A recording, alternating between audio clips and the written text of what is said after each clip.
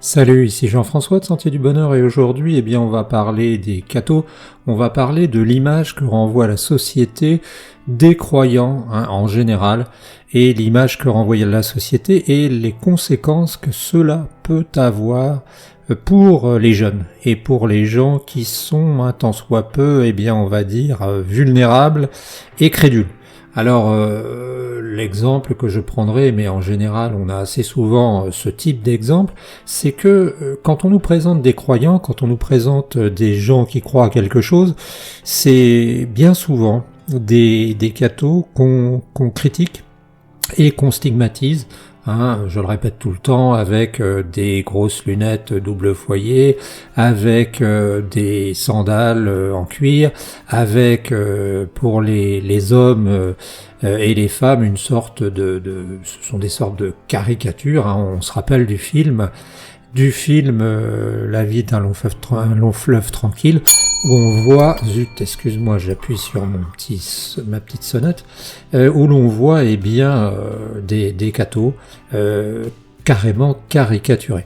Et en fait, je voulais signaler simplement que ce qui est amusant, c'est que finalement, et quoi qu'on en dise, et même si ce sont des gens qui sont stigmatisés, ce sont tout de même des gens qui sont et savent se débrouiller dans la vie et qui ont gardé peut-être de bonnes recettes pour vivre à peu près correctement. Parce que j'écoutais des jeunes qui discutaient l'autre jour, et c'était à un café d'ailleurs, et j'entendais « de toute façon, c'est plus la peine de se marier, parce que de toute façon, le mariage, ça sert à rien, et puis un divorce, ça coûte très cher. » Et en fait... je me disais finalement, quand on y réfléchit, que les solutions, on va dire, des cathos, les solutions des gens conservateurs, ne sont pas stupides.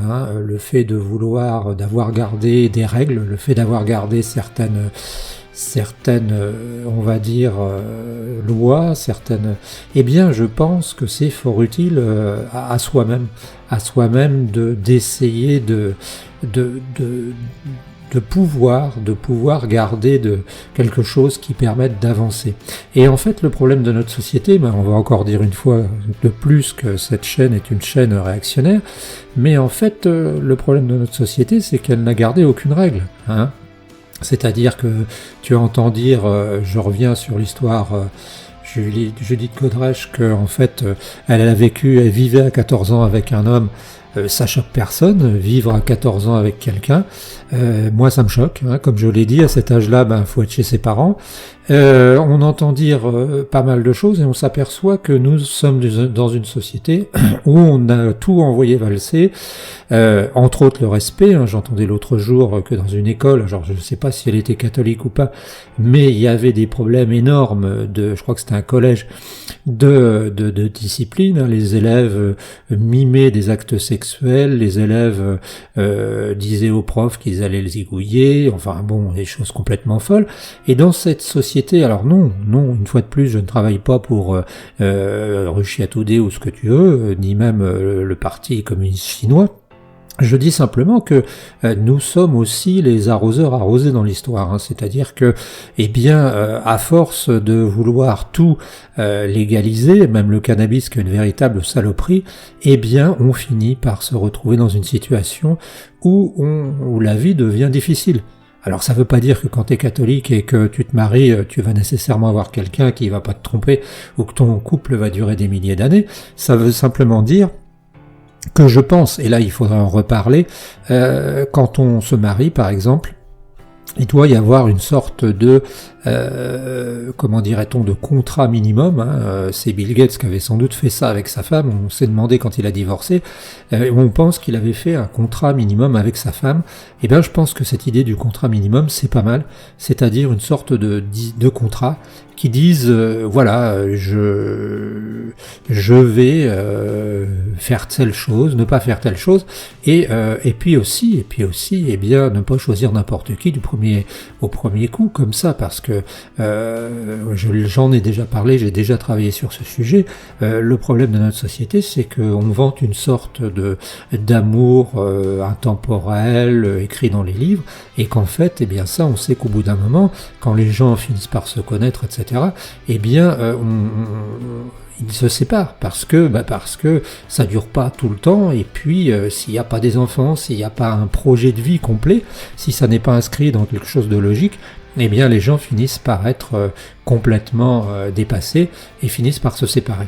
Donc oui, et c'est d'ailleurs pour ça que les théories, eh bien, de Vladimir Poutine ou alors d'autres sur cette société occidentale, on va dire décadente, ne sont pas complètement fausses. Hein. Les mythes sont basés sur une partie de réalité, hein, comme les légendes urbaines sont basées, elles aussi, sur une partie de réalité. On n'invente pas à partir de rien. Il y a parfois certaines fondations qui permettent de désinformer, qui permettent aussi de faire douter les gens. Et eh bien on est dans cette situation-là. Voilà, c'était pour dire ça, simplement que notre société qui se permet de stigmatiser les... Moi je suis pas catholique, moi je suis pas intégriste, mais je dis simplement que cette société qui se permet de stigmatiser les croyants, qui se permet d'en faire des sortes d'idiots utiles, eh bien se trompe beaucoup. Alors la question qu'on a à se poser aussi, c'est est-ce que c'est fait par hasard, est-ce que c'est fait simplement parce qu'on veut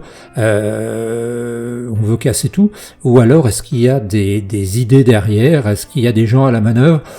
Personnellement, je ne pense pas, je pense simplement qu'on est dans une situation où les gens sont devenus tellement mous et tellement vulnérables qu'on peut leur raconter n'importe quoi et qu'on accepte n'importe quoi et que finalement ce n'est plus, alors une époque c'était plus ou moins la Bible, le curé qui élevait les enfants aussi, hein, qui faisait que ça leur donnait des cadres, et bien maintenant c'est la télévision et les réseaux sociaux et on voit ce que ça donne. Voilà, n'hésite pas à nous donner ton avis, on est des gens généralement dans cette chaîne qui ont un certain âge, donc on peut se dire les choses et puis on peut s'échanger aussi bien entendu des anecdotes parfois, parce que c'est croustillant, souvent c'est croustillant. Je m'aperçois malheureusement de plus en plus que je rencontre parfois des jeunes qui s'étonnent d'être dans des galères, que ce soit pour leur vie affective, leur mariage, la relation qu'ils ont avec l'autre personne, et qui finalement ne se rendent même pas compte que tout était écrit d'avance. Hein. C'est un peu comme, je le dis, si je suspends une boule de pétanque à 1 mètre au-dessus de mon pied et que je la lâche, il y a de grandes chances pour qu'elle me tape sur l'orteil et que je finisse aux urgences. Eh bien, à longueur de temps, je ne cesse de voir des gens qui finalement lâchent des boules de pétanque au-dessus de leurs pieds et vont aux urgences et s'étonnent d'aller aux urgences. Voilà, c'était Jean-François de Sentier du Bonheur. On se retrouve très bientôt. Ne lâche rien d'ici là. Ciao l'ami.